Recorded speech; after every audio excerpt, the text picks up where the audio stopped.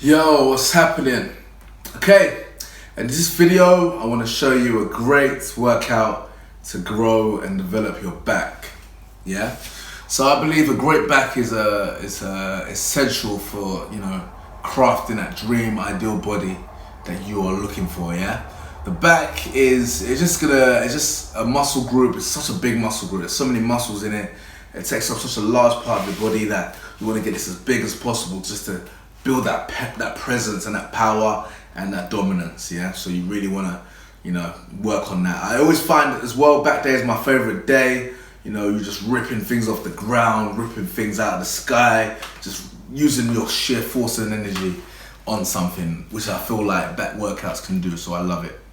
Okay, so I generally always start my back workout with a bodyweight movement with pull-ups. Fantastic movement to do to kind of warm up the muscles. So number one, to warm up the muscles, but also it's gonna help you with that width as well. So as you're standing up, it's gonna give you that look as if you've got watermelons under your arms. You see guys walking like this. A lot of times they're forcing it, but if you've been doing enough pull-ups, enough movements for width, it's naturally gonna happen because your lats are gonna be so wide. Yeah. And generally, pull-ups are a great way to warm my body up for other heavy compound movements to come as well. So, how this works, I always go for the wide grip pull-ups. They are generally the hardest. So if you're a newbie to the gym or to doing pull-ups, generally you'll find the easiest way to do them is hands like this, nice and close, because you're going to be using a lot of your biceps. Whereas the more comfortable you get and confident you get with the movement, you want to start bringing your hands nice and wide. So, wide grip pull-ups, you want to go as wide as even 2 times shoulder width apart. So nice and wide, yeah? Pull yourself up. So get your chin above the bar or the equivalent, or at least above your hands. Big stretch out, stretch all the way out, and then repeat, yeah? Squeeze your back at the top of the movement, yeah? So as you're putting yourself up, you want to count and breathe out. So, and then as you're bringing it down, you want to breathe in and then repeat, yeah? So you can count with the movement as well. So 1, 2, 3. So it's going to engage your core as well. So to make sure you balance, yeah? Because if you're swinging all over the place, you're not engaging your core, and you have no control. So nice and controlled. Your body you want your body to be nice and straight, still and secure. Obviously you can bend your knees up, as you can see from my example, to give yourself a bit of a thrust. But for the most part, you want to keep your body still. You don't want to be swinging back and forwards, yeah? That's going to make it very difficult to control and to actually do the full movement. Okay, so the next exercise, this is more of a thickness exercise. So where the pull-ups were, more designed on width and growing the width for your lats, the T-bar row is going to be more for your thickness in your back. So you've got more of a, cross section, bigger cross section in your back. So when you look from the side, you just look like you've got more mass, right? So, how this works, you want to set up the T-bar row. Generally, the bigger plates you use, the less range of motion you're gonna get, right? Because you're bringing it all the way to your chest. So, I generally don't use 20s, I'll use a lighter weight. I'll use smaller plates and put more of them on, just so I can squeeze a bit more at the top of the movement. So, once you put the handles on, you want your feet about shoulder width apart or 2 times hip width apart. I want you to deadlift up all the way first, so stand upright, yeah?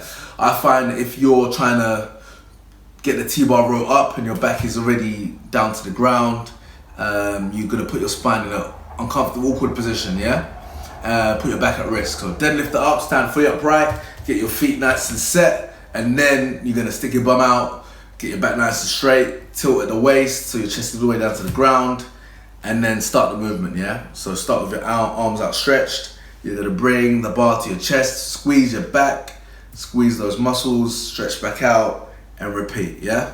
So this is I say this is a pretty explosive movement to get the most out of it, but you still wanna be safe and not risk injuring yourself, yeah? So, with most exercises, I'm a bit more controlled on the way down, whereas the T-bar rows, especially if I'm going heavy, it might be only 1.5 seconds on the way down and 1 second on the way up, yeah? So a bit more explosive, quite enjoyable exercise to be fair.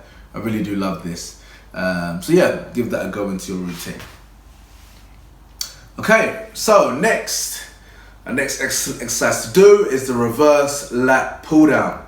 So generally the lat pull down, you're going for an overhand grip, arms nice and wide, almost like an alternative to the pull up, to the wide grip pull up, which we discussed earlier. But this time you're gonna switch things up, palms facing up, arms nice and wide, chest up, and this time you're bringing the bar all the way to your collarbone, just below your chin, squeeze your back, big stretch up, and repeat. Yeah? So this is gonna really add to the growth of your lats and grow that, the size of your back. Really great movement to do. So yeah, give that a try. So 1 second down, squeeze at the bottom, then 2 seconds up, really big stretch, and repeat, yeah? So this one, you're breathing on the way down, and then breathing out on the way down, exhale, and then breathing on the way up, yeah? So the breathing is so important to make sure, so you wanna really get on top of the breathing to make sure you're making the most of the movement. Okay, next, single arm dumbbell row. I love this exercise so much. Like, this is pure power, pure explosion, pure fury in one exercise, yeah? So, generally with this, you wanna go heavy, yeah?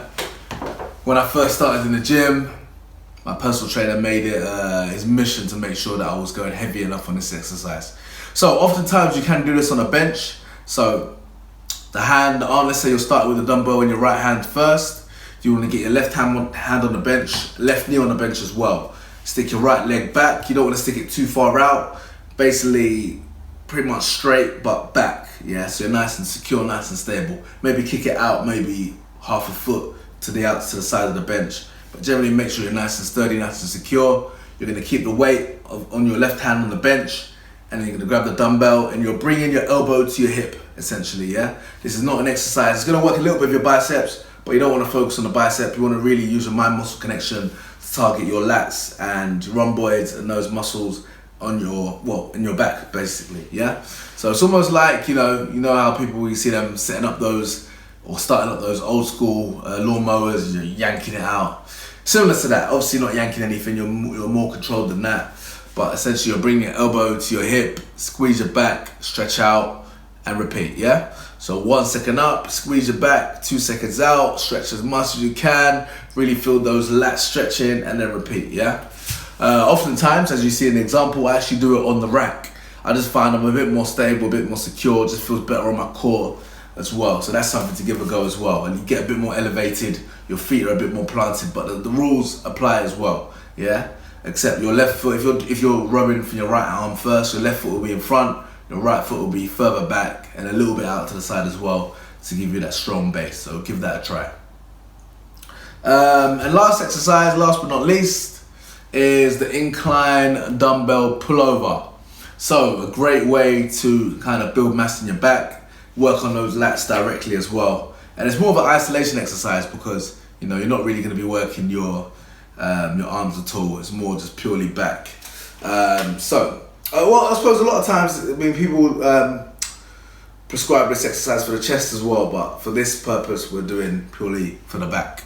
So it's a bit of a tricky one to get into position. So I would generally start with a dumbbell on your knee. You want to kick it up to your chest. I usually get on my chest and I get my hands in position, almost like the Hove sign, the Jay-Z sign, and you want to push it to the top of the dumbbell, get yourself in position, then lift it up, bring it above your head, then bring it back, and then repeat, yeah? So this is a lot more of a slower, controlled movement. You're bringing your arms back, stretching out as far as you can, and then coming all the way to the top, just above your face, above your chest, squeeze your back, and then repeat, yeah? And once you're done, bring it to your chest, and then back to your knee, and then back to the ground, nice and safely.